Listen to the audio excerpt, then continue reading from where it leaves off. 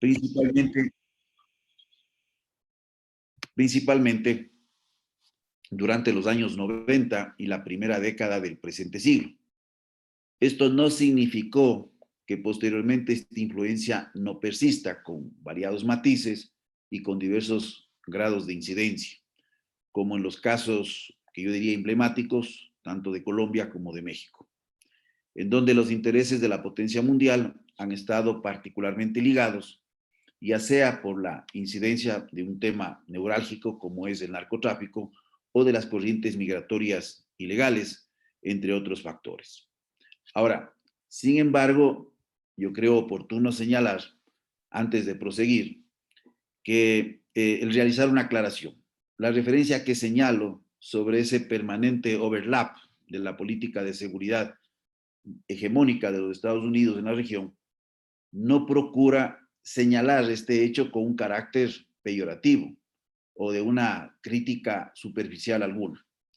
Yo solo busco o procuro evidenciar que esta sobreposición, este overlay que digo, ha tenido una influencia preponderante en el desarrollo de las estructuras militares, del pensamiento militar y, lógicamente, de la doctrina en nuestro país. Por otro lado, la conceptualización de la seguridad y la defensa ha estado marcada en las últimas 2 décadas por las demandas nacionales de urgencia, expresadas en las denominadas agendas de pánico, frente a los problemas de seguridad y cuyas expresiones domésticas de violencia o de vulneración social merman con facilidad o han venido mermando y permeando y afectando el capital político de los gobiernos de turno, lo que ha provocado que estos recurran a las Fuerzas Armadas para el cumplimiento de una multiplicidad de misiones frente al déficit de otras instituciones o frente a las crisis. Que en el pasado, estas nuevas tareas que van siendo asignadas aparecerían como una aberración o una desnaturalización de las instituciones armadas, lo que no ha dejado de merecer la crítica y, lógicamente, la observación de variados actores, generando un debate inacabado. En este sentido, en la segunda parte de mi intervención, desarrollaré 2 desafíos estructurales que, desde mi perspectiva, afectan el desarrollo y fortalecimiento del campo de la seguridad en la región. El primero es la necesaria definición, o en ciertos casos, yo diría redefinición, en el caso de que ya exista una identidad bien marcada, una redefinición de esa identidad de las instituciones responsables de la seguridad y la defensa de un país, principalmente al tan discutido rol de las Fuerzas Armadas. Un segundo aspecto que lo considero también como un desafío es la necesidad de la construcción de una agenda de seguridad nacional y regional basada en la comprensión de 2 grandes fuerzas que a veces aparecen como complementarias, pero en otras ocasiones como antagónicas o divergentes, como es el mostrado por el par conceptual nacionalismo-globalismo, par que demanda la necesidad de encontrar acuerdos mínimos en la definición de una agenda de seguridad cooperativa, tanto interna, y subrayo esto de interna porque aparecería como que el término no es congruente cuando hablo de cooperativismo, pero tanto interna como externa o internacional. A través de estos 2 elementos o desafíos, es decir, la identidad de los aparatos de violencia y el par nacionalismo-globalización, su comprensión fortalecería el entendimiento de los fenómenos que pueden derivar o que pueden requerir el uso preventivo o el uso reactivo de los aparatos de seguridad de un Estado. Ahí tenemos una serie de fenómenos como aquellos que se desatan en el ciberespacio o aquellos relacionados, por ejemplo, con la migración ilegal y las espirales de violencia que ésta oculta, o la vinculación orgánica y funcional de las bandas criminales nacionales y transnacionales, o fenómenos como, por ejemplo, la agitación social o la desinformación a través de las fake news, o la explotación de recursos naturales y el consecuente deterioro ambiental, entre otros. Más allá de abordar de forma explícita o detallada estos temas, creo que este par conceptual de comprender y fortalecer los procesos de identidad de las instituciones responsables de la seguridad, en especial aquellas que ejercen violencia legítima, y la comprensión de la influencia que tienen estos dos elementos, el nacionalismo y el globalismo, creo que serían fundamentales en marcar una estructura que permita construir una agenda de seguridad nacional y una agenda de seguridad regional. Eso tendría que mencionar en esta primera parte.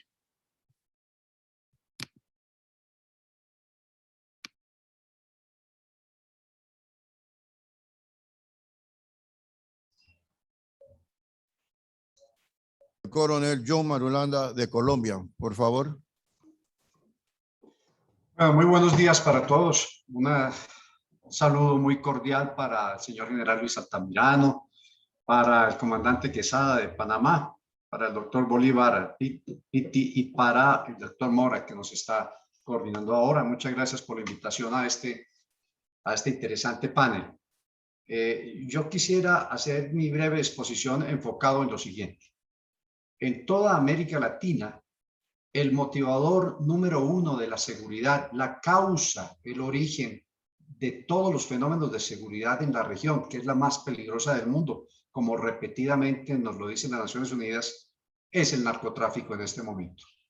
Dentro de las amenazas globales reconocidas de crimen organizado transnacional, migraciones, fenómenos climáticos, ecológicos y demás, el crimen organizado transnacional juega un papel fundamental, pero de manera particular en América Latina, porque América Latina es la que está produciendo en este momento más del 95% de la cocaína que están consumiendo Estados Unidos, Europa y demás, con todas las consecuencias que esto trae. Es oportuno mencionar que hay estudios reiterativos del manejo político que de las drogas han hecho en su momento tanto los talibanes, que están muy de moda por estos días, como las FARC en Colombia. Un interesante estudio del profesor Labrousse, francés, publicado por los 2010, 2011, hace un estudio comparativo del empleo de la ilegalidad procedente del opio afgano y de la cocaína colombiana para logros de tipo político. De modo que el problema que tenemos ahora serio para todos los encargados de la seguridad, y en este caso quiero referirme muy particularmente a los de la seguridad privada, porque creo yo que la seguridad del Estado está en la discusión en este momento en toda la región sobre ese problema, pero la seguridad privada es la que tangencialmente toca este problema y muchas veces es víctima de este fenómeno del crimen organizado transnacional. Dos consecuencias inmediatas trae el narcotráfico para toda América Latina y lo podemos comprobar empíricamente en diferentes países. La primera es la corrupción. Corrupción que deslegitima al Estado.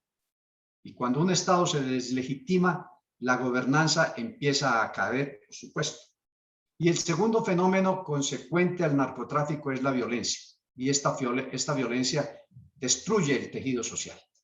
Luego tenemos casos como México, como Colombia, como el propio Ecuador, como Venezuela, como Brasil, en donde el narcotráfico ha venido creciendo en la deslegitimación del Estado, que es mirado por todos nuestros asociados como un Estado corrupto, y ha venido aumentando las tasas de violencia, como lo demuestran las estadísticas locales, regionales y globales. Pero hay un fenómeno que a mi modo de ver es mucho más complicado que ese, porque ese fenómeno no es nuevo, lo estamos viendo desde hace muchos años, el fenómeno del narcotráfico. El problema es que a pesar de la guerra que declaró el presidente norteamericano en su momento, a pesar de los esfuerzos, seguimos en un pico de producción de cocaína histórico. A pesar de la pandemia, la Europol nos indica que en Europa se ha consumido más cocaína que nunca durante este periodo. Y adivinen de dónde sale esa cocaína. En Colombia se han reducido en un 13-14% los cultivos, sin embargo se ha aumentado la producción por efectos de bioingeniería que han permitido que en menos hectáreas se produzcan 3 veces, 4 veces la cosecha con un potencial mayor del narcótico respectivo. Desde los años 80, desde los años 60, cuando surgieron las guerrillas en América Latina con un ideario político de extremo marxismo-leninismo, promovidas fundamentalmente por Cuba y apoyadas por Rusia unas, por China otras, en fin, tuvimos un problema de seguridad nacional en los países. En Colombia se dio ese fenómeno persistentemente por 60 años, pero tuvo un quiebre a partir de los finales de los 70, 80, cuando aparece el narcotráfico. La guerrilla, para sostenerse, secuestraba, extorsionaba, chantajeaba, con unos efectos de popularidad muy negativos.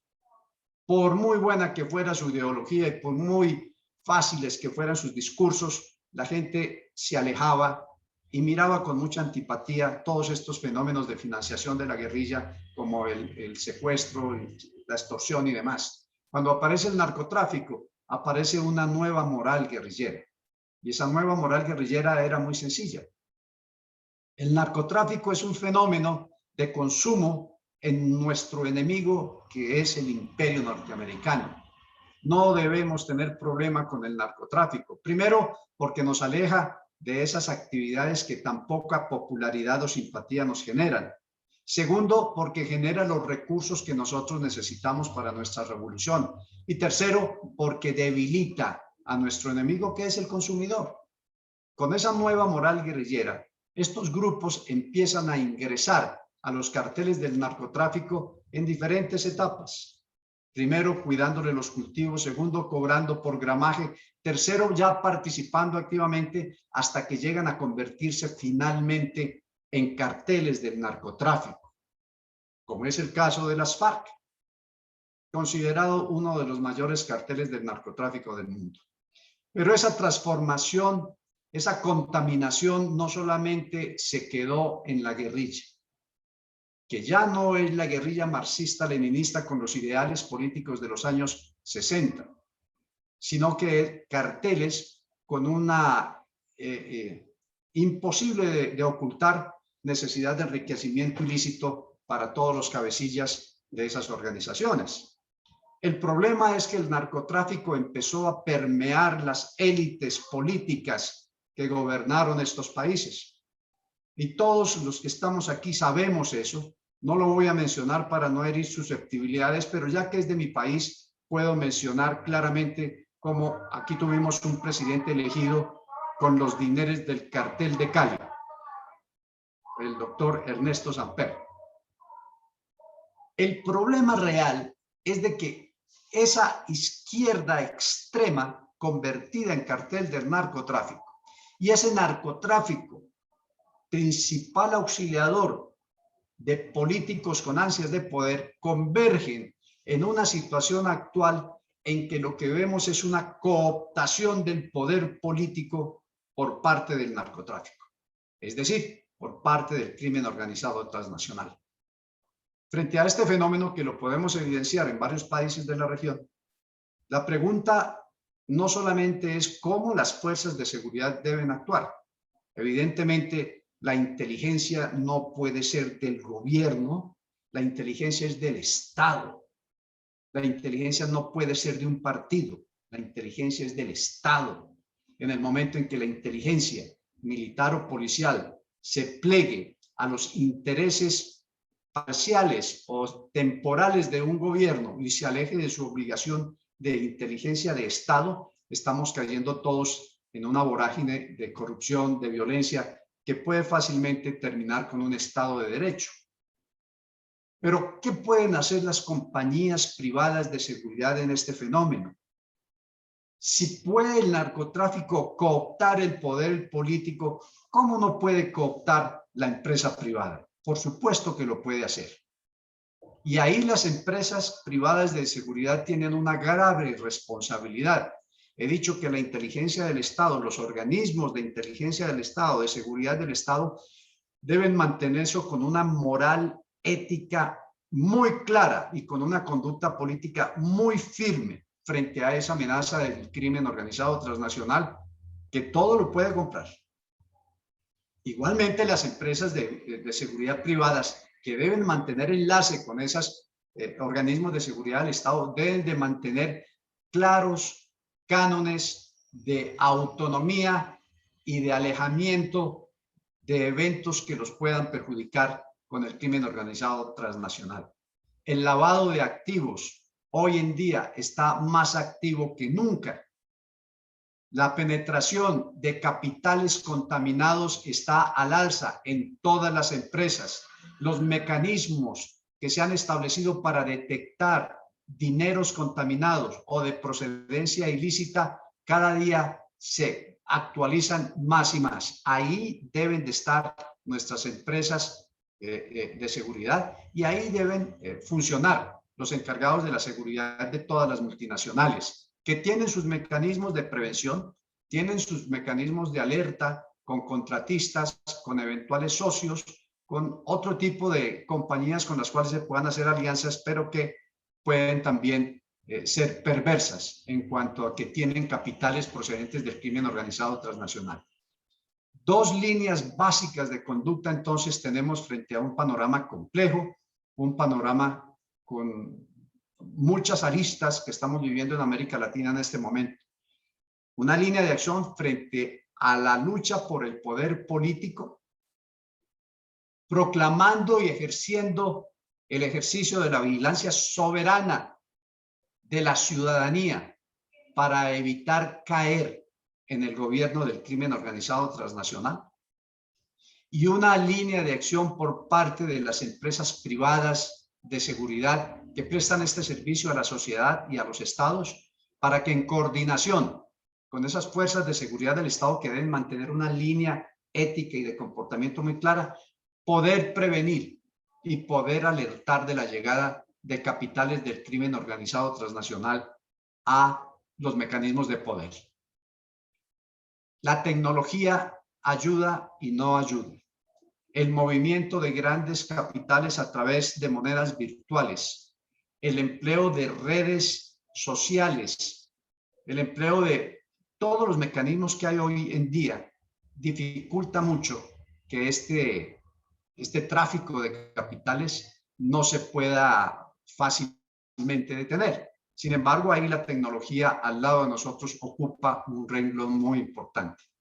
Terminaría diciendo que el apoyo de los Estados Unidos y de otras potencias interesadas en combatir el fenómeno del narcotráfico, que no para y no se agota con la cocaína ni con el opio, que tiene un horizonte muy complicado con las metanfetaminas que ya están tocando estas orillas, pues el apoyo en la tecnología de estas potencias y en la capacidad de información que ellos tienen a través de esas tecnologías es fundamental.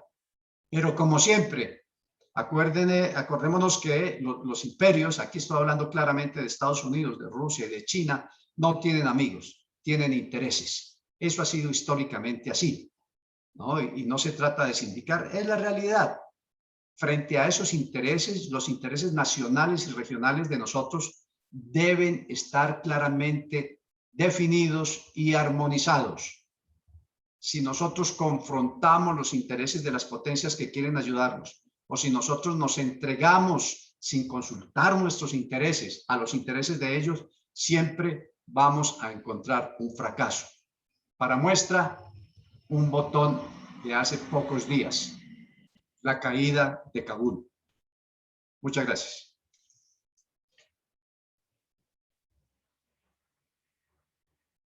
Por tan brillante exposición y que es uno de los temas que está afectando por muchos años al mundo entero sin distingo de clase social, ideología política y afecta a los grandes intereses económicos a nivel mundial. Nuestro respeto. El siguiente expositor en este momento le corresponde al magíster Euseín Bolívar Pití de León por parte de la República de Panamá. Buenos días. Un saludo cordial a los... Le invitamos que pase aquí al podio, magíster, por favor, disculpe.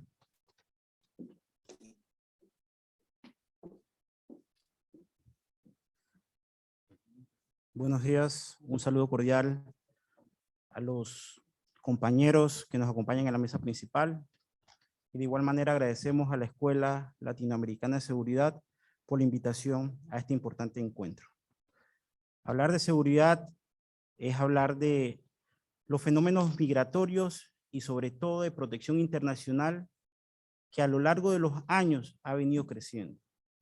Según el último informe de tendencias mundiales del Alto Comisionado de Naciones Unidas, se habla que 82,4 millones de personas han tenido que huir de la violencia, de la persecución y se han visto obligadas a desplazarse, ya sea hacia otro país o de manera interna.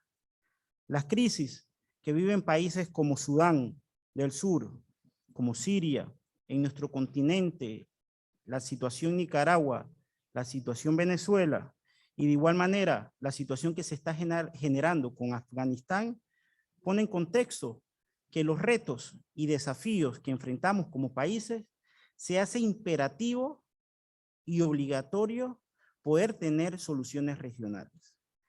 Y en ese sentido, Panamá no escapa de esa realidad. A la fecha, más de 50,000 personas han transitado y han ingresado por la peligrosa selva del Darién. Y de estas más de 50,000 personas que refleja los datos del Servicio Nacional de Migración, en esta oficina que está a nuestro cargo, solamente 31 personas han invocado la condición de refugiados. Y con ello evidencia que en gran medida esta población se encuentra en tránsito en nuestro país, pero necesitamos de manera ordenada, regular y segura poder garantizar el ejercicio pleno de sus derechos. Un refugiado evidentemente es una persona que se ve obligada a huir de sus países por un motivo de raza, religión, opinión política, pertenencia a determinado grupo social, nacionalidad y género, y los países, así como en las Naciones Unidas se le dio un mandato al ACNUR en los años 50 de carácter temporal, en la cual luego al terminar la Segunda Guerra Mundial se le dejó saber que tenía que resolver aquellas circunstancias que había originado esta Segunda Guerra Mundial, principalmente en el continente europeo, dentro de la cual se encontraban personas que no se habían visto en la necesidad de viajar hacia otro país, ya sea por mejorar su calidad de vida, por un tema de educación o por un tema de visitar familiares. Se encontraban personas en otros países que se habían obligado a verse en la necesidad de tener que salir de su frontera. Y se pensaba que tal vez con la convención del año 51 sobre el Estatuto de Refugiados, los problemas se podían resolver de un carácter temporal. Pero ¿qué sucedió? Los conflictos internos siguieron dándose en las regiones y de manera interna en los países, lo que llevó a que en el año 67 se ampliara el ámbito de aplicación y el mandato de esta Agencia de Naciones Unidas a un carácter internacional. Es decir, el fenómeno migratorio y de las personas en necesidad de protección internacional, hoy más que nunca, aun cuando estamos en una pandemia, es una realidad. Es un fenómeno que evidentemente se hace necesario que en espacios como estos de naturaleza académica se discuta la manera integral de poderlos abordar desde un enfoque de derechos humanos, desde un enfoque de seguridad para los estados. Porque como gobierno y como estado, hoy por hoy, los desafíos que enfrentamos, aun cuando no generamos las causas para que las personas se vean obligadas a desplazarse de manera internacional, de manera forzada, se hace necesario que las personas y como Estado garanticemos el ejercicio pleno y efectivo de sus derechos. Esto es una breve introducción en el tema que me han permitido en este espacio poder abordar y en próximas intervenciones vamos a estar abordando más ampliamente lo contenido en nuestra exposición. Gracias.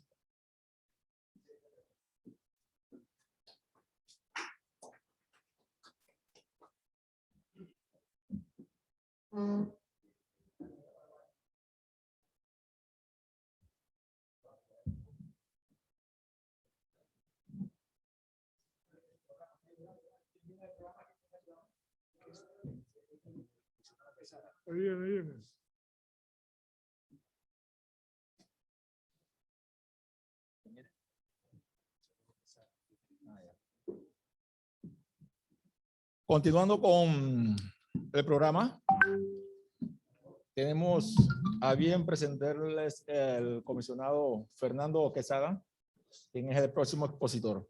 Adelante.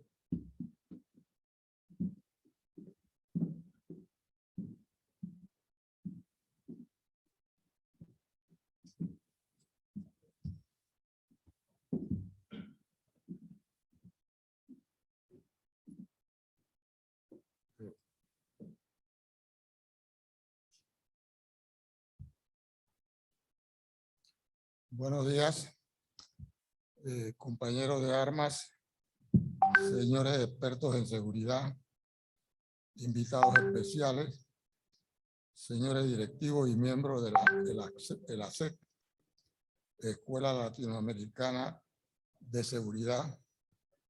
Señores, les conversa y les saluda el teniente coronel jubilado Fernando Quesada Martínez, militar de profesión y director de la Policía Nacional, exdirector, después de la invasión de Panamá por el Ejército de los Estados Unidos.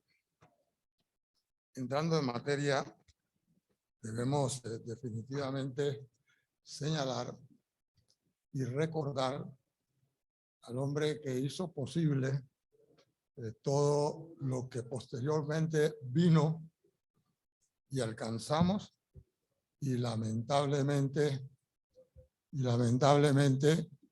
se ha ido deteriorando, al general Omar Torrijos Herrera.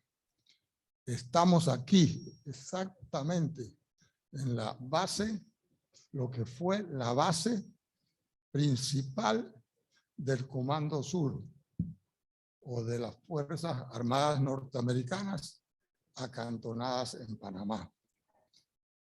Y aquí fue donde primero funcionó e intervino con su requerimiento el general Torrijos, desde el punto de vista de exigir, una vez firmados los tratados Torrijos-Carter, de que entráramos en una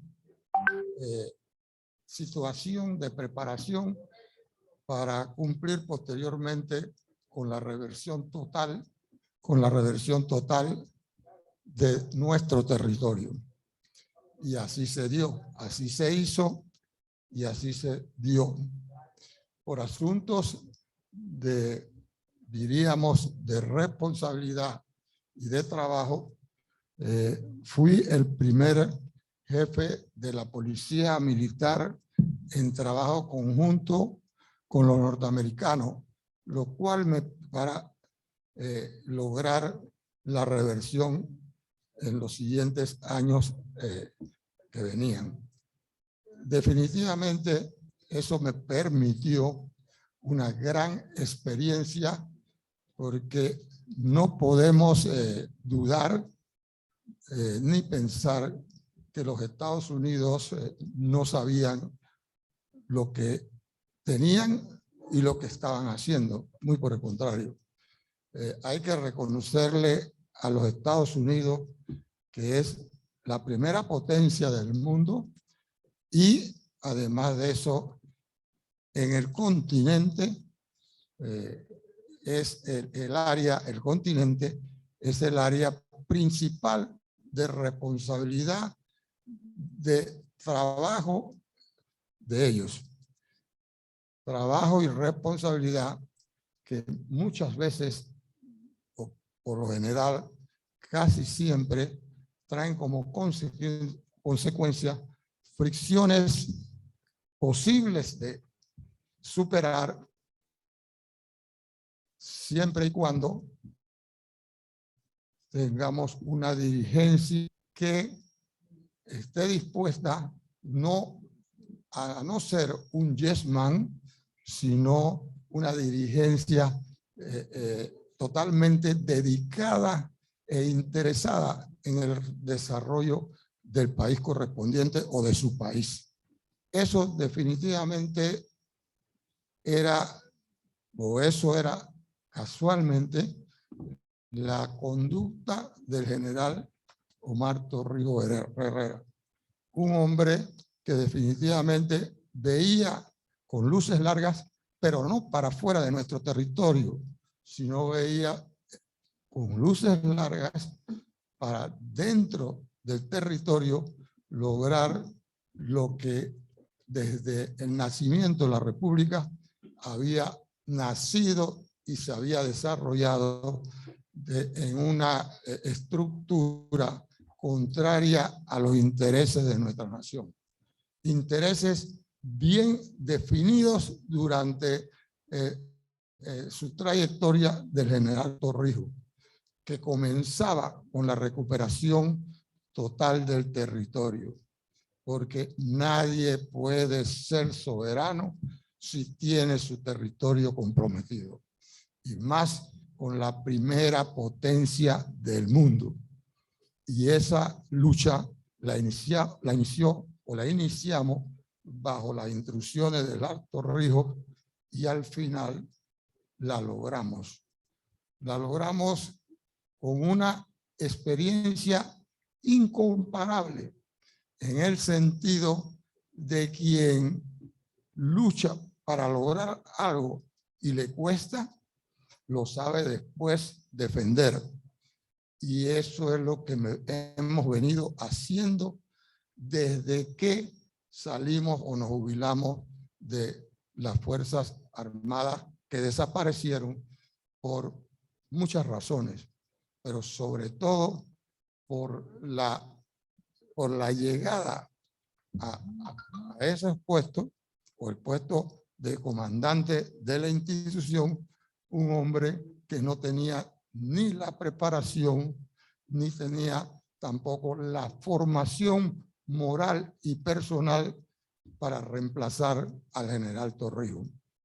Y así quedamos en una incertidumbre y en un país peleando contra los Estados Unidos, cuando hay que reconocer que los Estados Unidos no es nuestro enemigo. Los Estados Unidos es nuestro socio en el sentido de solamente de la defensa del canal.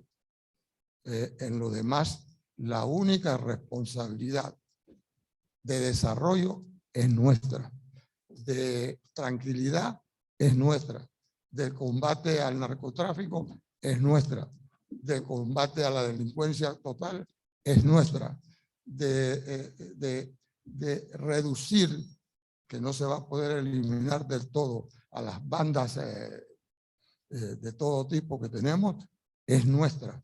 O sea, que nosotros hemos caído, lamentablemente, nuestra seguridad se ha deteriorado. Y se ha deteriorado producto a que definitivamente el narcotráfico es una de las razones, la irresponsabilidad de nuestros gobernantes es otra de las razones, y sumado esos dos, tenemos el deterioro de una sociedad actualmente en crisis.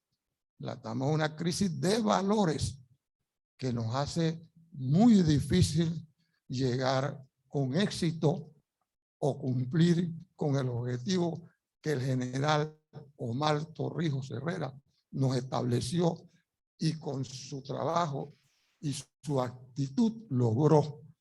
Y nosotros lamentablemente estamos fallando. Cuando digo estamos fallando, estoy señalando muy claramente que no estamos cumpliendo no solo con lo que el objetivo que nos estableció el general Torrijos, sino que no estamos cumpliendo con la responsabilidad de ciudadanos. No estamos cumpliendo con esa sencilla pero obligatoria responsabilidad. Y por consiguiente, estamos en una crisis profunda de valores. Puede demostrar, y ustedes todos los que estamos aquí, inclusive el continente lo ha percibido, estamos en una decadencia y llevamos 6 quinquenios de gobierno. 6 quinquenios de gobierno en bajada total, ¿no? Entonces, tenemos ante nosotros una gran responsabilidad. Tenemos ante nosotros un tremendo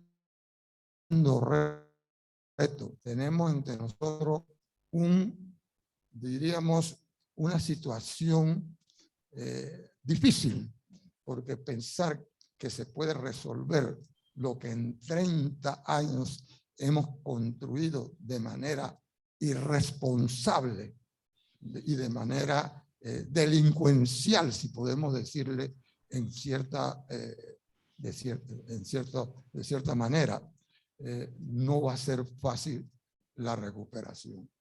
Por eso todas esas organizaciones como esta escuela latinoamericana de seguridad, todo eso ayuda, contribuye mediante actividades como esta, actividades con mucha intención y profundidad del cambio, porque no hay mejor cambio que el que pueden hacer los que conocen la solución de los problemas, porque no le podemos dar esa responsabilidad a quienes son los causantes de los problemas. Y definitivamente los causantes todos sabemos quiénes son, independiente de que nuestras instituciones, inclusive la que nosotros después participamos, que tuvimos o fuimos obligados a aceptar, esas instituciones no han podido superar la crisis, no la han podido superar, y si están funcionando es correcto, pero con un grado más bajo del que necesitamos que respondan ante la situación que estamos viviendo. Yo pudiera señalarle muchas cosas que definitivamente son la causa de los problemas que tenemos, pero a estos compañeros, a ustedes, a estos profesionales, lo conocen, cuidado, hasta mejor que yo, porque están activos permanentes en esos menesteres. Definitivamente, hablar de las causas, podemos hacerlos de la situación. Hablar del narcotráfico es correcto, uno de los principales problemas y daños que tenemos en la situación que estamos viviendo. Pero yo diría que todo eso es conocido por nosotros, es conocido inclusive por aquellos que han causado el desastre que estamos viviendo. Así que lo que tenemos que tener claro, que la lucha es de nosotros contra ellos, no nosotros con ellos, sino contra ellos.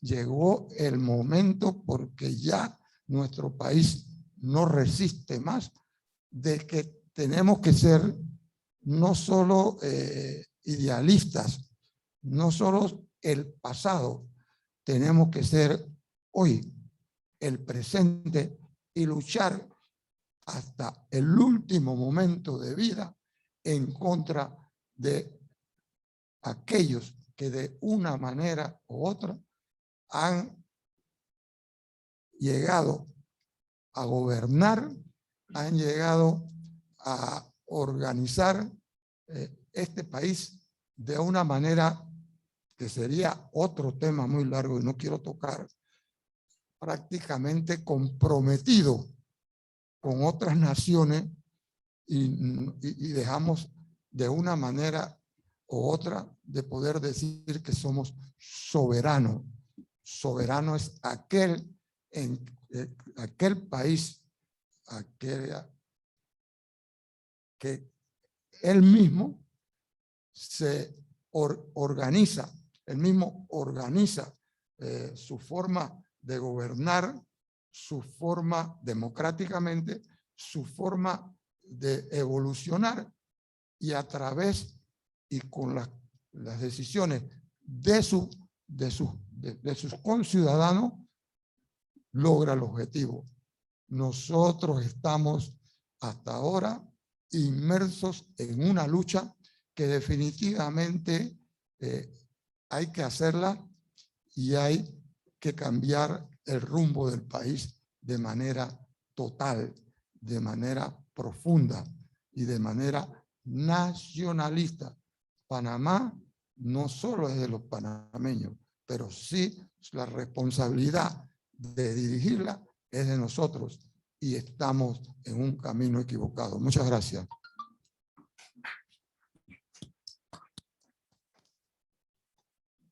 Señores magistrados, las exposiciones que han hecho, creo que el interés de todos los participantes a nivel nacional e internacional es la seguridad en democracia. A veces nosotros que hemos vestido un uniforme, nos vemos en la necesidad sobre la marcha tener que tomar acciones que son de gran valor para la seguridad. Y esta es una de las acciones que vamos a tomar con el respeto de los presentes. Y lo pido de antemano con mucha humildad, que reciban mis más sinceras disculpas. Es importante que escuchemos por unos 3 minutos una exposición del teniente coronel José Collado, exalumno de La Salle, Panamá, graduado con 2º puesto de honor, militar de carrera, ha ejercido varios cargos de jefe de zonas y actualmente tiene una maestría en mediación. Él nos va a hacer una breve exposición, con todo respeto, porque ese es parte del objetivo de este foro. Así que, por favor, señor Mojica, acompáñenos aquí en el podio. Muchas gracias.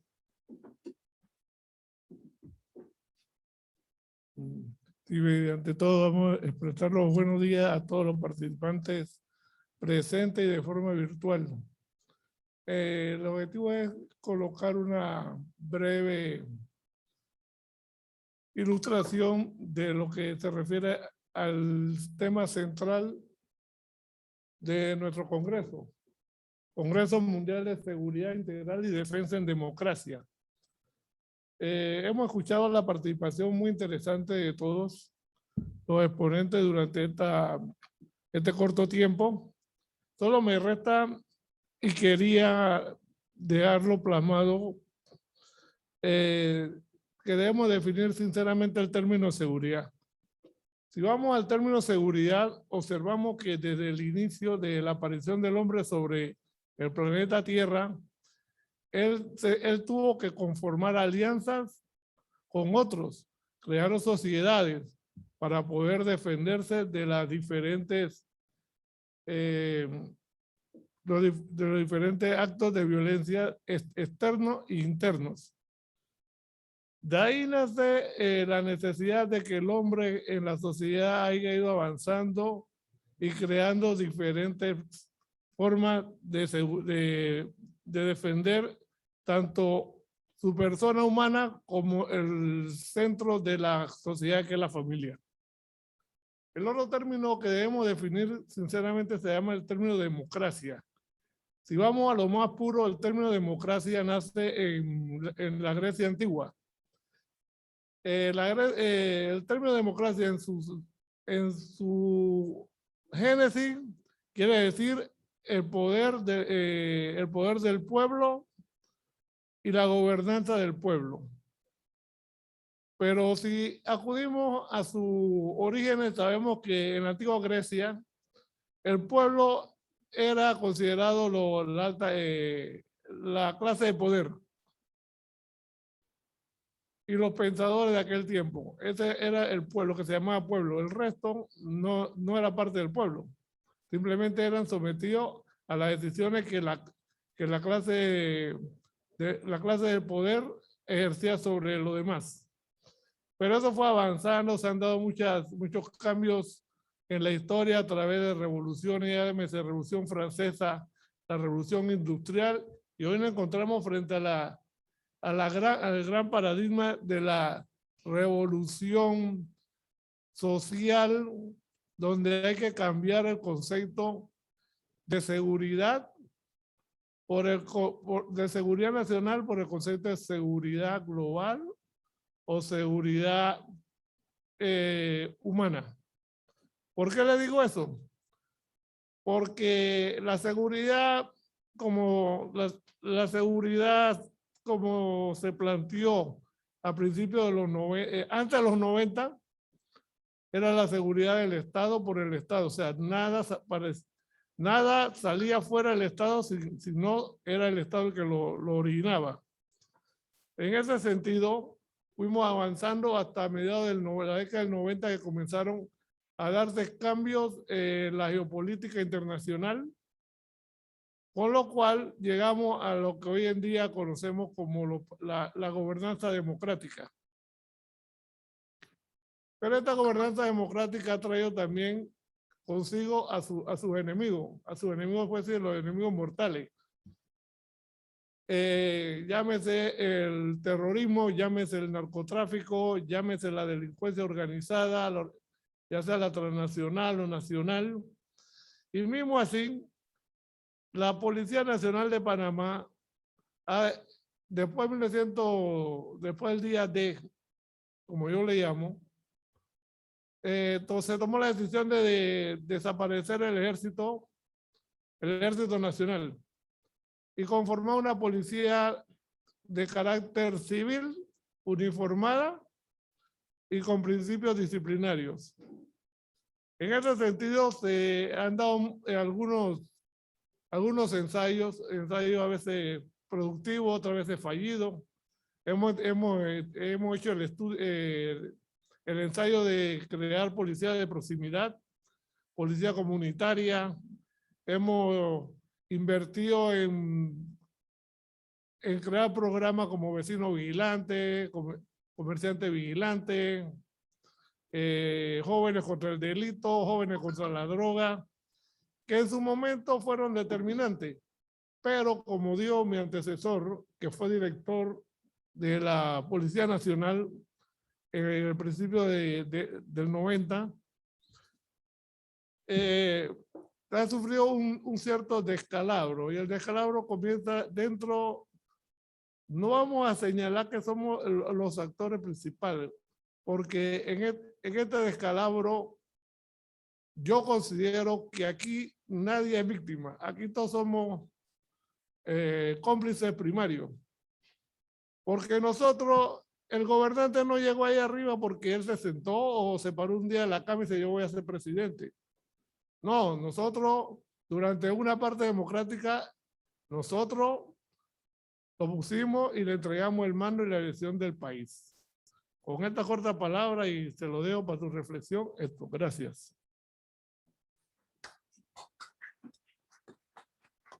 Muchas gracias, comisionado Collado, por sus palabras. Continuando con el programa del día de hoy, que esta mesa, la primera mesa de conversación, quiero tomarme el atrevimiento de felicitar y condecorar con medalla de oro a todos los participantes que han hecho uso de su exposición con temas de vital importancia. Pues pasamos al periodo de preguntas y respuestas dentro de lo que hemos acordado con la dirección, con el comandante Heredia. De aquellos que vayan a hacer su pregunta, pueden reformularla dentro de un periodo máximo de 1 minuto, y los expositores en su momento tendrán la oportunidad de darle respuesta dentro del término de 2 minutos. Esto se va a hacer vía chat, que se está coordinando directamente con la licenciada Lisette y el comandante Heredia. Así que entonces abrimos el paréntesis para las preguntas por parte de todos los participantes, tanto a nivel nacional e internacional.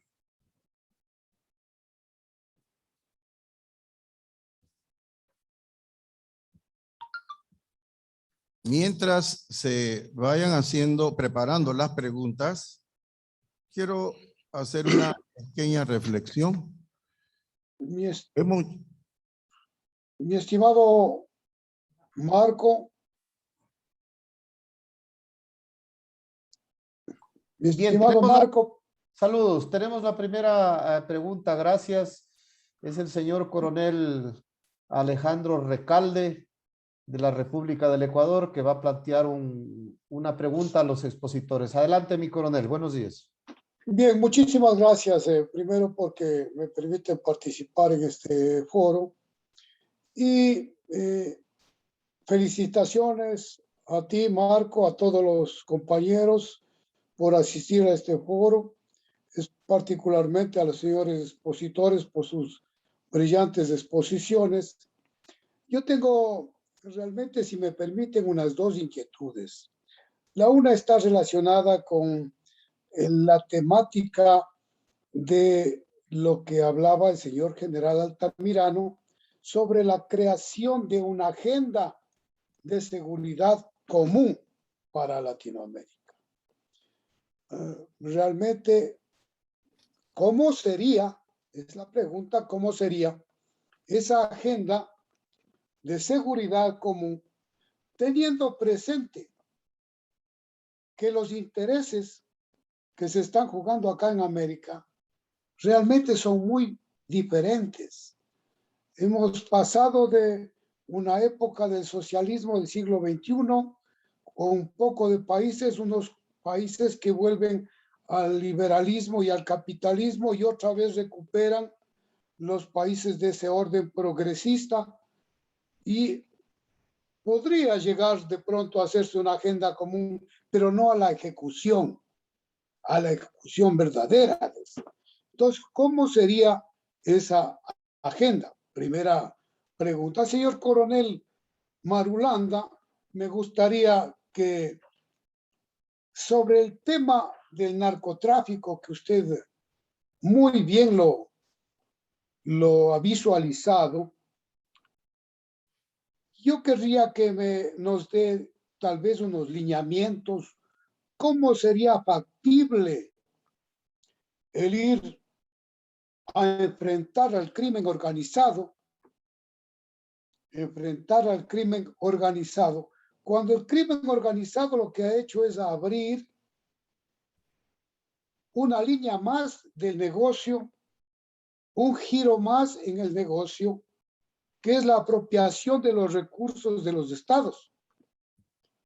En similar forma como era en la época de Al Capone, tenían distribuido el giro del negocio los que hacen el control del alcohol, los que hacen protección, los que hacen del cigarrillo, no había drogas, y así. Y empezaron con el mismo procedimiento de tener a favor autoridades policiales, militares, fiscales, todas las autoridades de control, jueces. Y esa misma situación se vuelve a reeditar acá en estos tiempos. Y realmente el nuevo giro del negocio, que ya no es solamente las drogas, que es un aspecto muy importante, sí, pero la apropiación de los recursos naturales de los estados a través de la intervención en la política de esos mismos estados. Eso, por favor, si es que Gracias. me podrían ampliar. Gracias, mi coronel. A ver, solo por aclarar, hubo un desfase, una descoordinación. Los expositores todavía tienen 10 minutos para continuar exponiendo. Damos la palabra, por favor, al señor general Luis Altamirano con sus 10 minutos y le pido de favor que aproveche pues también para contestarle al señor coronel Alejandro Recalde, y posteriormente el señor John Marulanda con sus 10 minutos de exposición, y ahí aprovecharía también para contestarle al señor Alejandro Recalde. Las preguntas estaban programadas, me parece que hubo alguna confusión, algún desfase, estaban programadas para luego de la exposición que terminen los ponentes, ¿no? Entonces les pido un poco de paciencia a los profesionales que quieran preguntar y también recordarles que las preguntas tienen que ser en honor al tiempo, muy precisas y muy concretas. Por favor, mi general, tiene sus 10 minutos para continuar con su exposición de acuerdo a la planificación adecuada. Adelante. Ya, muchas gracias. Voy a intentar ser breve porque sé que el tiempo es un enemigo en estos interesantes eventos. Bien, yo quiero aprovechar en esta intervención, lógicamente, también para responder la pregunta de mi coronel Recalde. Bien, en primer lugar, con base a lo que yo mencioné al final de mi primera intervención, yo debo señalar y justamente explicar en qué consiste este primer desafío que tienen los países latinoamericanos en el campo de la seguridad y la defensa, que es justamente el poder redefinir su identidad a través de una doctrina, la cual, sin buscar estandarizar el empleo de las Fuerzas Armadas en la región, permita establecer y normalizar aquellas misiones que tradicionalmente no han sido propias de los cuerpos militares, fijando en primer lugar el papel responsable de la política en la definición del uso de la violencia, conceptualizando los procesos decisionales, estableciendo procedimientos, protocolos de actuación y de igual forma posibilitando el intercambio de experiencias y el aprendizaje entre pares, lo que contribuye, en cierta forma, de forma subrepticia, a seguir fortaleciendo los lazos de confianza en la región, los cuales, con la desaparición del Consejo de Defensa Sudamericano, por ejemplo, en esta parte del continente, generó un vacío por la politización partidista que se dio en ese seno y que se constituía en un espacio válido para el fortalecimiento de las relaciones entre los estados en este espacio geográfico que es Sudamérica. Y ahí viene justamente el hecho de que esos espacios fortalecen la construcción de agendas de seguridad comunes. Requieren, lógicamente, voluntad política para la generación de coincidencias, de puntos de encuentro mínimos que permitan a las diversas instituciones encargadas de la seguridad, a través de la propia voluntad política de sus estados, de mancomunar esfuerzos frente a la diversidad de amenazas que tenemos en la región y que el señor coronel Malulanda lo mencionó de una forma muy precisa. Justamente la mayor amenaza que tenemos en la región es la que se expresa a través del narcotráfico y a través de las actividades del crimen organizado transnacional, que genera una serie de espirales de violencia en varios ejes y en varias áreas.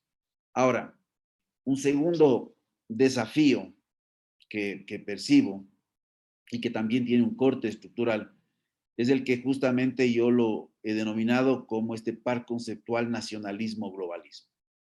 Y es un desafío que conlleva también el procesamiento de decisiones políticas que en variadas o ciertas ocasiones requieren el uso directo de mecanismos de violencia legítimas desde el Estado, acciones de las cuales requieren un marco legal no solo nacional, sino un marco legal internacional que permita regular el empleo de la fuerza, el uso proporcional de la misma y el uso equilibrado. Sin duda alguna, lo que voy a decir en este momento puede parecer como trillado o conocido por todos, pero es sumamente importante comprender en todos los ámbitos, económico, social, etcétera, no se diga en el campo de la seguridad, que los problemas globales requieren soluciones y respuestas globales, o por lo menos una expresión que no se estanque en el espacio nacional, como pueden ser los tratados en los mecanismos ya sea regionales o multilaterales. Ahora bien, no por el hecho de que la humanidad está convergiendo en la construcción de una sola narrativa de una sociedad mundial bajo la fuerza globalizadora, sino porque los desafíos tecnológicos actuales, como la interconectividad o la creciente interdependencia especialmente económica, evidenciada en las cadenas de producción, evidenciada en el comercio, imposibilitan en la práctica atender los problemas contemporáneos desde una posición aislacionista o en cierto modo autárquica. De allí que la frase mencionada, que los problemas globales requieren soluciones y respuestas globales, no es un mero eslogan. Pues en este sentido, y en la perspectiva de quien les habla, el segundo reto más importante que afrontan las agendas de seguridad y defensa hoy en día y en el futuro inmediato es el debate entre los temas globales y los temas locales, entendiéndose este último como la fuerza arrolladora que hoy tiene el nacionalismo en el mundo. Pues más allá de una temática explícita, en donde podemos tratar el cambio climático, el terrorismo internacional o el vandalismo en la protesta social, el reto consiste en encontrar la respuesta a cómo los gobiernos deben articular sus decisiones con respecto a estos y otros temas bajo el par conceptual indicado, nacionalismo, globalismo. Pues estos dos elementos conllevan contradicciones políticas, económicas, sociales y culturales que no necesariamente son correspondientes a las visiones políticas de las diversas agrupaciones, de los partidos o de los movimientos de la derecha o la izquierda, categoría que en mi pensar en temas de seguridad, izquierda y derecha no guardan perspectiva útil alguna, sino que los considero como obsoletas o inútiles en el tratamiento de estos temas. Toda vez que la acción de una multiplicidad de actores, ya sea estatales o actores no estatales, nos muestran variados posicionamientos, variadas perspectivas sobre los temas que hoy, por ejemplo, estamos abordando.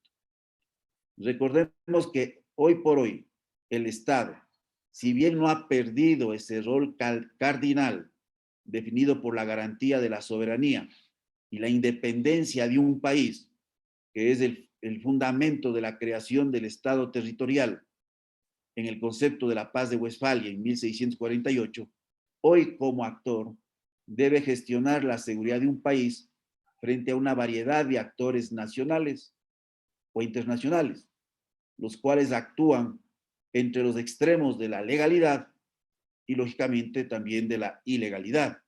Y nótese que digo el término legal y no hago referencia al término legítimo, porque ahí entran justamente esas perspectivas de carácter subjetivo que subyacen sobre estos conceptos que son el nacionalismo y las corrientes globalistas. Ahora bien, todos estos actores legales e ilegales mantienen ciertas posturas que podrían afectar las bases fundacionales del modelo de la sociedad que conocemos y del gobierno que los representa o que muchas veces dice representar. Esto conlleva a poner en peligro al propio Estado como entidad garantizadora y responsable de la seguridad de una sociedad. Justamente bajo los conceptos de las visiones nacionalistas y globalizantes es donde nosotros podemos encontrar que ese objeto de referencia de la seguridad, que varios panelistas hicieron referencia, puede transitar fácilmente en el discurso desde el propio sistema internacional hasta el individuo, pasando por el Estado al que se cuestiona y al que se merma su capacidad, o seguido por los intereses de las colectividades o los grupos. Este transitar de conceptos con respecto al objeto de referencia de la seguridad entre el sistema internacional, el Estado, las comunidades, los grupos y el individuo se constituyen en elementos problemáticos en el momento que no existe una definición política debido a la presión de actores que influencian en la propia dinámica que está relacionada con la coyuntura. Esto conlleva a que las agendas sean variopintas y que en sus acciones tornen ineficientes el accionar de las instituciones directamente o indirectamente relacionadas a la seguridad. Y aclaro, no solo las instituciones armadas, sino todo el aparataje estatal responsable transversalmente de gestionar un problema de seguridad. Bajo este marco, y simplemente para ejemplificar algunos elementos. Miren, el tema de la migración es un tema que obedece o a corrientes nacionalistas o a corrientes globalistas. Si utilizamos el concepto de ciudadanía universal, si utilizamos el concepto que hay una globalización de los flujos financieros y de las mercaderías, ¿por qué no se empuja a un concepto de una ciudadanía universal? Tema altamente problemático. Por un lado, existen elementos expulsores que generan la migración por la propia incapacidad que tiene el Estado. Y por otro lado, existen elementos de atracción a las fuerzas migratorias por los elementos de estabilidad que ofrece un Estado. Los temas, por ejemplo, medioambientales, en la defensa, por ejemplo, de territorios ancestrales que impiden la explotación de los recursos naturales, generan fenómenos de violencia difíciles de contener. Están presentes ahí elementos nacionalistas, obvio, hay elementos de identidad, pero por otro lado, estos propios grupos, por ejemplo, ancestrales, evocan la relación con grupos ancestrales de otros países y establecen la configuración de una entidad inexistente, pero que en la narrativa histórica existieron. Estos son problemas que tienen que ser solucionados en los niveles nacionales para presentar un mínimo posible de entendimiento entre los países de la región y entre los países de los diversos mecanismos en que un Estado participa. Solo miremos, por ejemplo, en Europa el caso del Brexit. Es la salida del Reino Unido de la Unión Europea. Allí hay evidentes tensiones nacionales en contra de los mecanismos de unidad política y económica, que se justifican en cierto caso por las deficiencias comerciales que arguyen los defensores de la salida de ese país, de ese régimen internacional. Pero también se arguye las afectaciones a la seguridad focalizadas, por ejemplo, en la migración ilegal y el enlace que se hace con el terrorismo. En poco tiempo veremos ya la salida y el desmembramiento de Escocia, que será el primer proceso, yo diría, de independencia sin necesidad de que exista una guerra de por medio. Entonces tenemos una serie de elementos de la agenda internacional que están vinculados con el tema de seguridad y que tienen posiciones muy fuertes desde el punto de vista nacionalista, pero que no dejan de estar enlazados a ciertas corrientes de carácter globalista. Por eso yo pienso que este par conceptual, globalismo, nacionalismo, viene a reemplazar justamente la evaluación de los fenómenos de seguridad sin los apasionamientos políticos que pueden existir desde una visión exclusivamente formada del análisis de qué es la izquierda y qué es la derecha, o quienes representan la supuesta izquierda o quienes representan la supuesta derecha. Para terminar simplemente,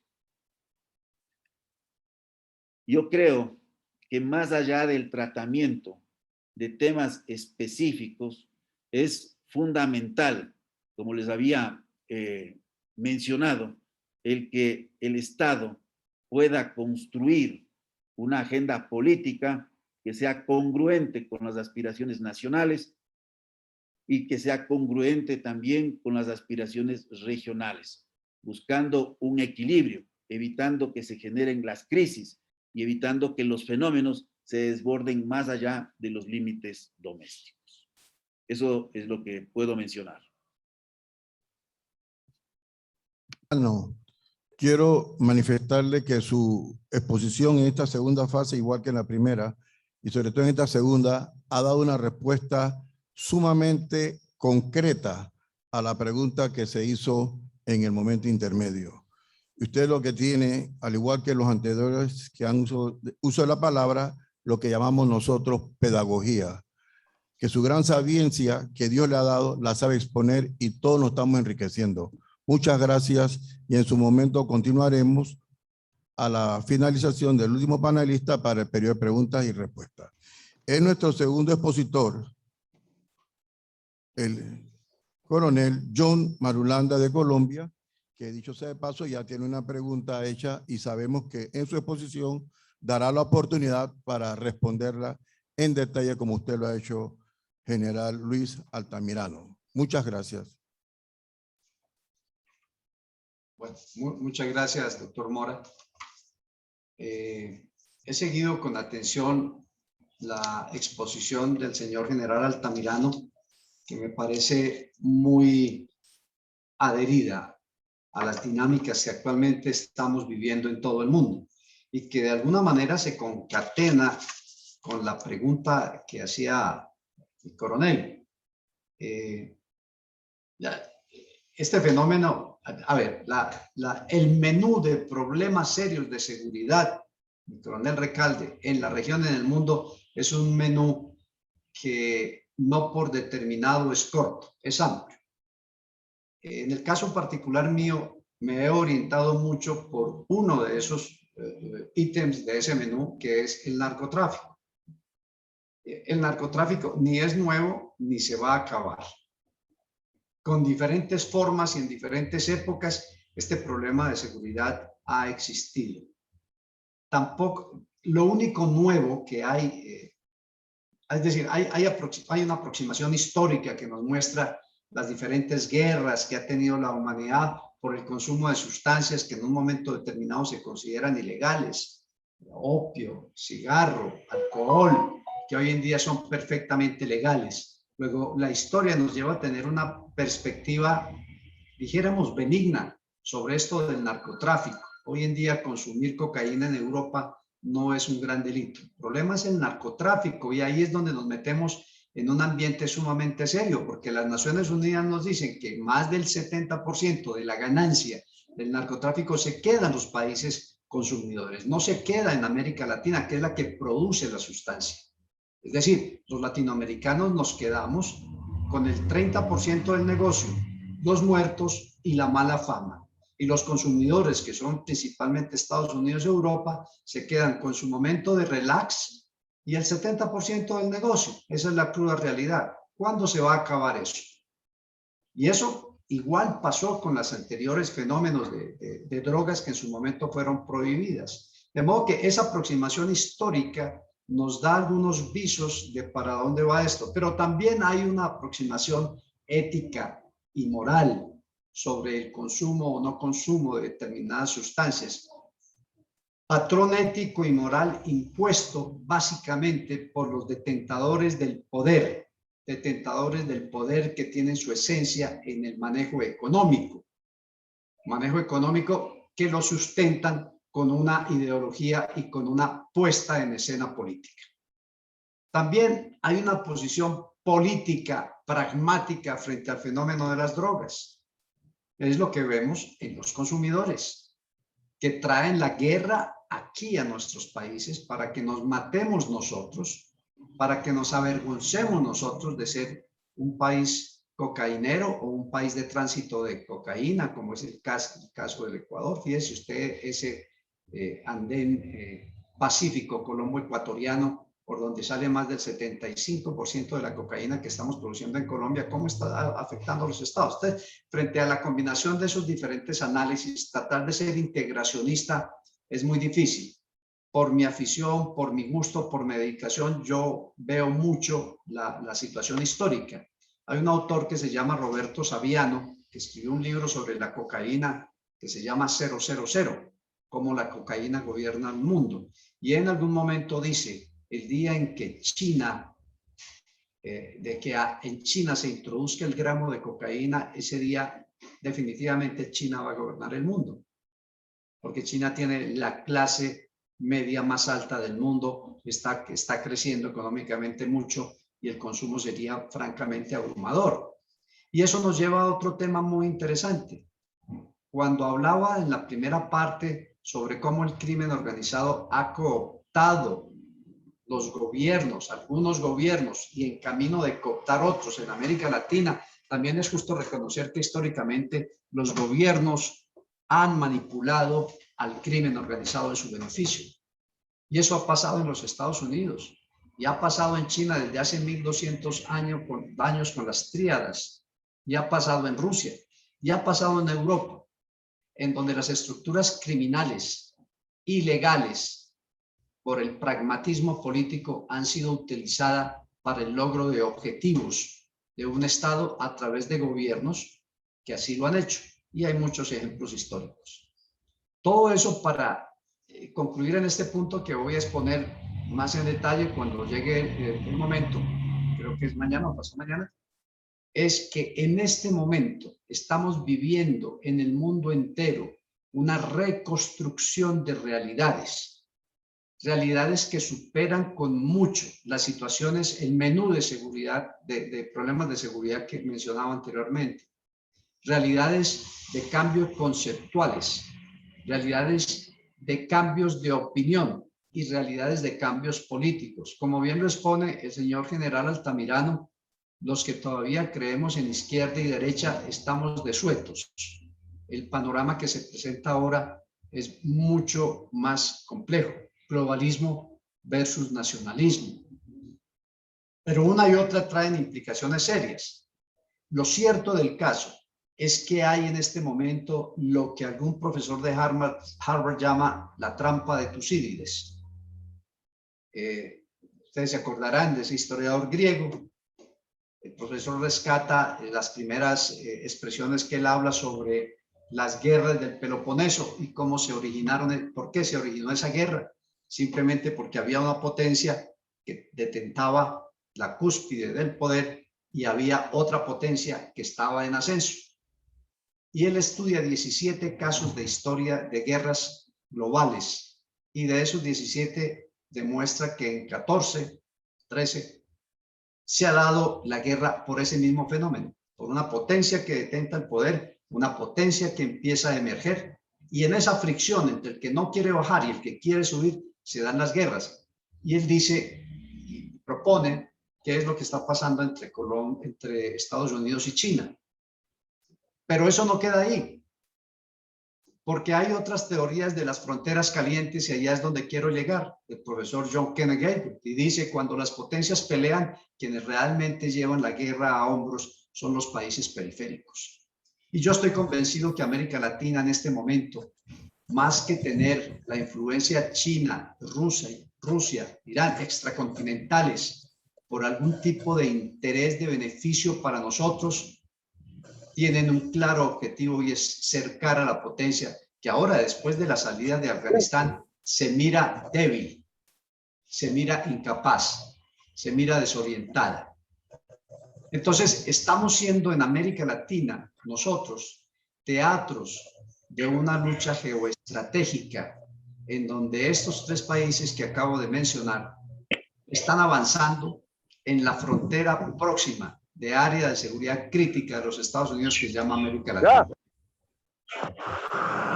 Sí, ya lo hiciste ya.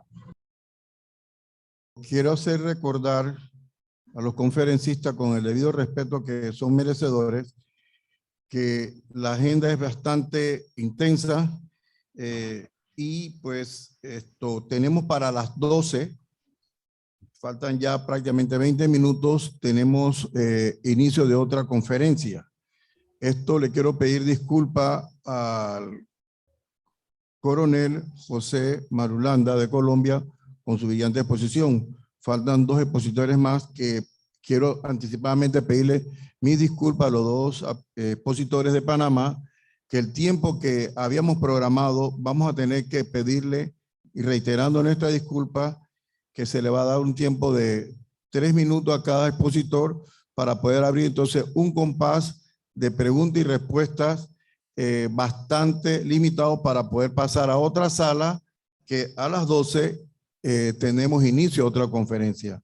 Reitero que los temas son de vital importancia y nos apasionamos en ello, y la verdad que a veces somos violadores del tiempo. Así que reitero nuestra disculpa y nuestro profundo agradecimiento. Gracias, coronel Marulanda, su intervención interesante, y hay un sinnúmero de preguntas sobre su tema que, como usted bien dicho, cuando usted haga la segunda exposición podremos recoger más preguntas y usted seguir dándonos más detalles.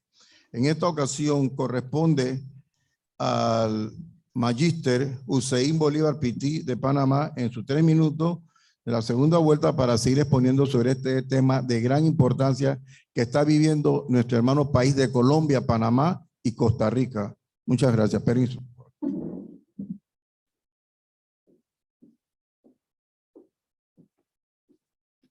Un saludo cordial nuevamente a los expositores. En nuestra etapa inicial hablamos un poco del derecho internacional de los refugiados, la base legal y tal vez algunos antecedentes importantes.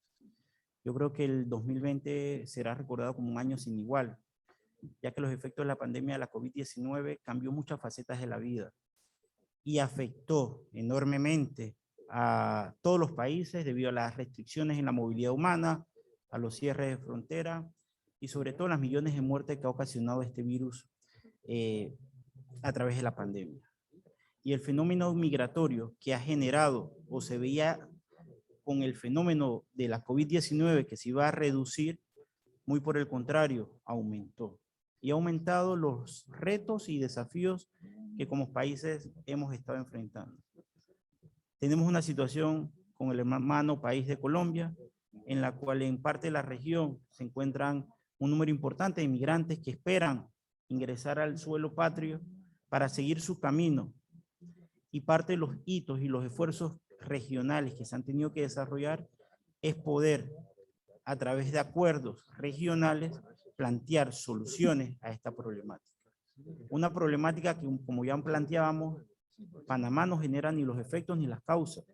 Y ya lo planteó uno de los expositores. Tal vez la migración, así como ha sido un fenómeno histórico en lo cual el hombre ha tenido que desplazarse por múltiples factores, los atractivos en un mundo globalizado que genera el efecto de la migración ha conllevado que los estados, a través de políticas públicas integrales, lleven adelante posturas definidas atendiendo los retos que enfrentan cada uno.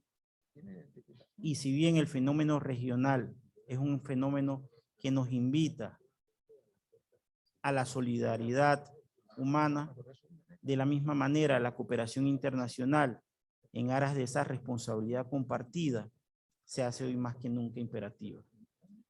Somos fiel convincentes de que si bien como estados, en el marco de un contexto de un sistema interamericano de derechos humanos, tenemos una obligación como parte de esos esfuerzos que tenemos que tener como país, pero de la misma manera, los esfuerzos que hagamos como Estado requiere de esa solidaridad regional.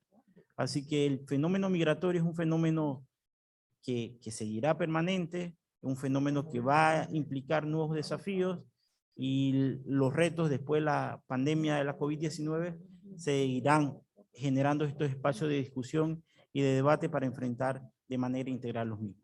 Gracias. Gracias, Magíster Pití. Corresponde en este momento el uso de la palabra al coronel Fernando Quesada. Recordamos a los panelistas que tenemos 3 minutos para hacer su segunda exposición, para entrar al periodo de preguntas y respuestas. Muchas gracias.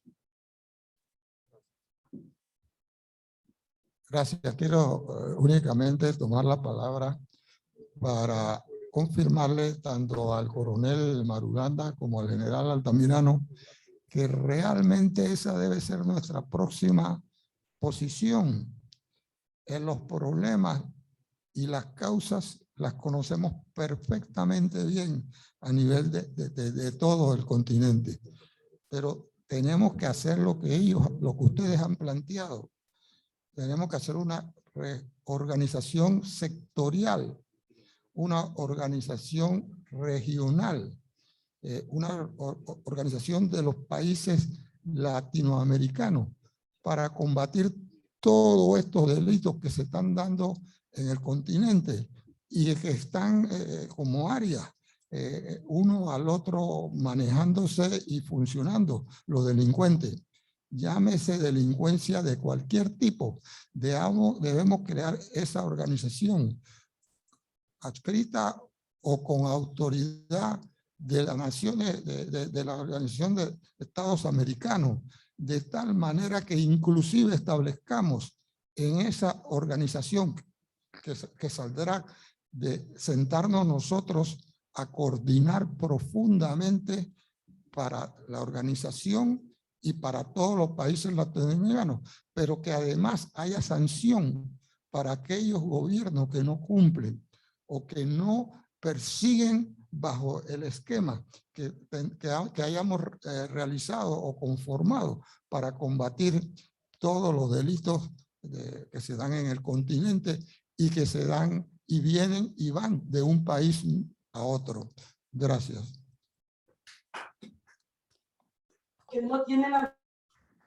Queremos agradecer a los panelistas por la cooperación del tiempo y con prontitud pasamos brevemente a lo que es el periodo de pregunta y respuesta. Reitero, solicitamos que el tiempo máximo para hacer la pregunta es de 1 minuto y los expositores tendrán un tiempo máximo de 2 minutos.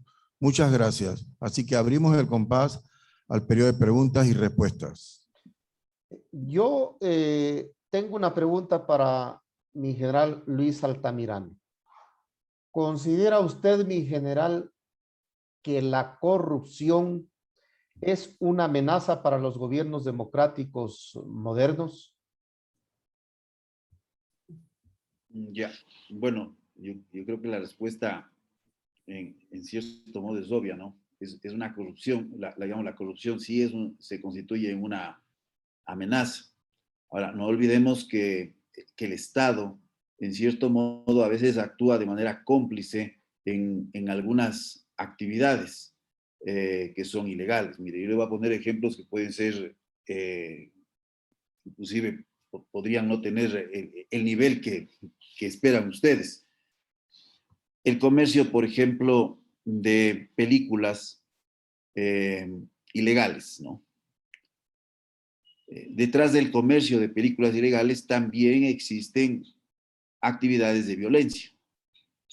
Pero es interesante, por ejemplo, en el Ecuador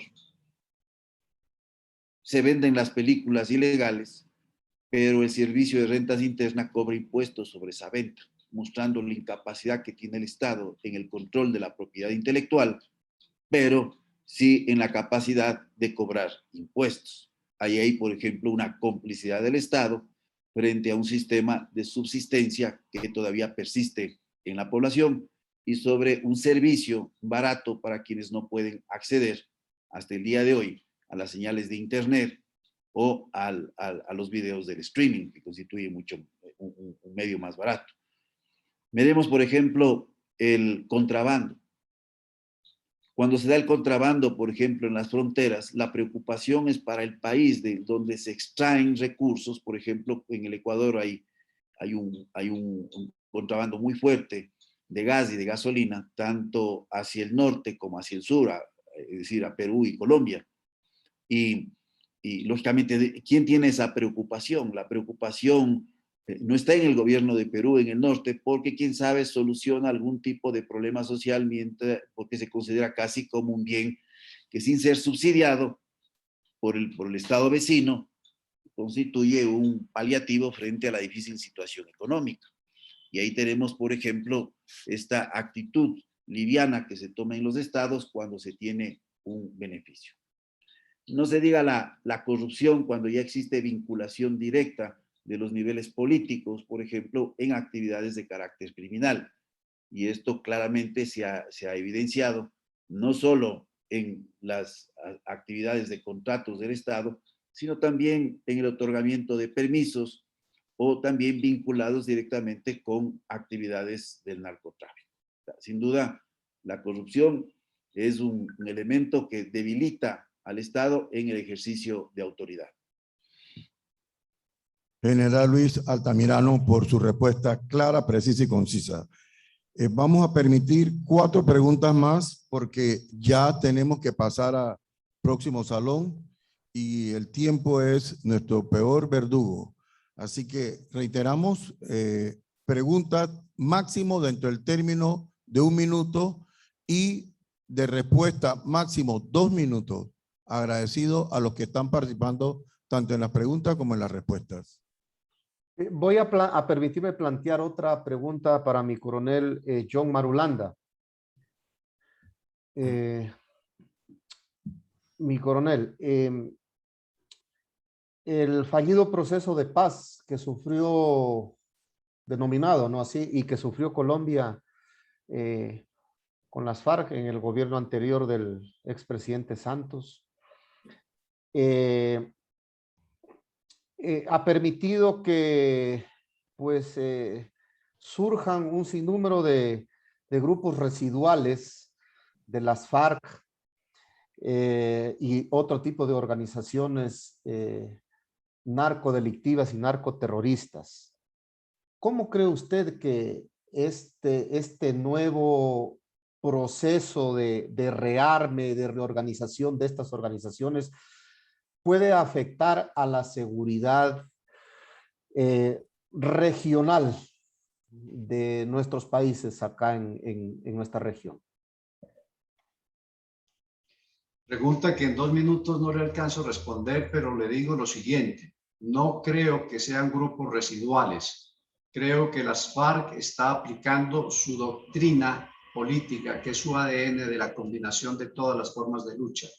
Y segundo, con el apoyo del gobierno venezolano, grupos narcoterroristas como el ELN se han convertido en la principal amenaza de la seguridad regional, con presencia, después de estar al borde de la extinción, y con actividades en el Ecuador, allá en la provincia, al frente, en Sucumbíos, en Carchi, al frente de Colombia, de Putumayo, con presencia en el Perú, en Loreto, allá en la provincia, con presencia en la frontera con Brasil, en Roraima, y con presencia en la frontera con Panamá. Esos son los efectos de un muy mal tratado acuerdo de paz con un narcocartel, uno de los más grandes del mundo, como son las FARC. La seguridad regional está severamente amenazada por estas organizaciones narcocriminales. Marulanda, reiteramos, tenemos 3 preguntas más. 2 minutos para responder a ella y 1 minuto máximo para realizarla.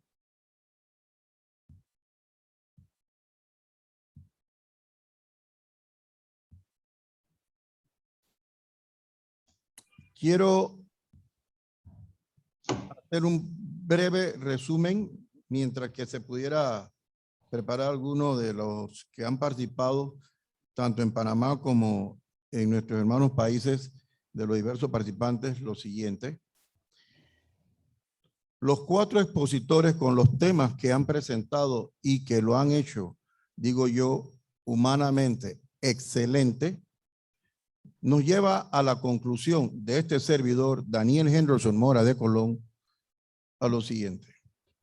He escuchado la exposición del general Luis Altamirano, igualmente que del coronel Marulanda, del coronel Quesada, del magíster Pití y del amigo José.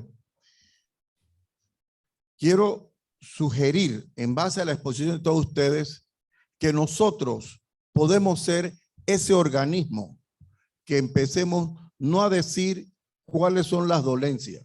Claro. Somos nosotros que podemos ahora decir cuáles son los mecanismos para combatir el gran enemigo común que es la droga. Y yo, por la historia que he podido conocer, igualmente era el licor, era el peor enemigo de la humanidad. Y si nosotros como organismo bien colegiado, y perdónenme la redundancia, bien organizado, vamos a los organismos internacionales, que aquí hubo un expositor esta mañana, exigiéndole dentro del marco de respeto, que las drogas sean debidamente legalizadas, como fue legalizado el alcohol, con las reglas pertinentes. Y yo estoy seguro que esto traerá como consecuencia que ya no va a haber la situación que estamos dando. No va a haber corrupción, no va a haber lavado de dinero, no va a haber tantos hogares que han perdido su calor, no haber tanta muerte y no haber tanta desgracia a nivel mundial. Esa es mi sugerencia humildemente de Daniel Henderson Mora dentro de la función que he ejercido en el día de hoy, y agradezco el honor que se me ha dado. Y todos ustedes han llegado a la convergencia que tenemos que unirnos. Una mano con los dedos abiertos no hace nada, pero una mano con todos los puños cerrados, que somos nosotros, damos un golpe y tiramos abajo todo lo que es el enemigo mundial, que es el de la droga. Amigos, yo quiero pasarle en este momento los micrófonos al magíster Arana, quien tiene el honor de dirigirse a ustedes. Con permiso. Buenas tardes para todos, personal que estamos aquí presencial y también los que están virtualmente. Le doy las gracias pues por la atención que han tenido a esta playa de expositores magistrales, sí, que con su sabiduría, conocimiento y experiencia en el campo de la seguridad nos han ilustrado profundamente. Los invito para que ahora a las 12, ¿sí?, en los links que les vamos a proporcionar, ustedes puedan tener la oportunidad de continuar ya vía Zoom con las exposiciones que vienen. También el comandante Heredia tiene una exposición, creo que a la 1 de la tarde, también en el Zoom. Y de último, aquí presencialmente vamos a tener pues lo que es mi ponencia con relación a un tema importante, que es la estrategia transversal de seguridad ciudadana articulada a los gobiernos locales o municipales. ¿Sí? Los invito pues a que ustedes pues participen acá, que también va a haber un periodo de preguntas y respuestas al final de la ponencia.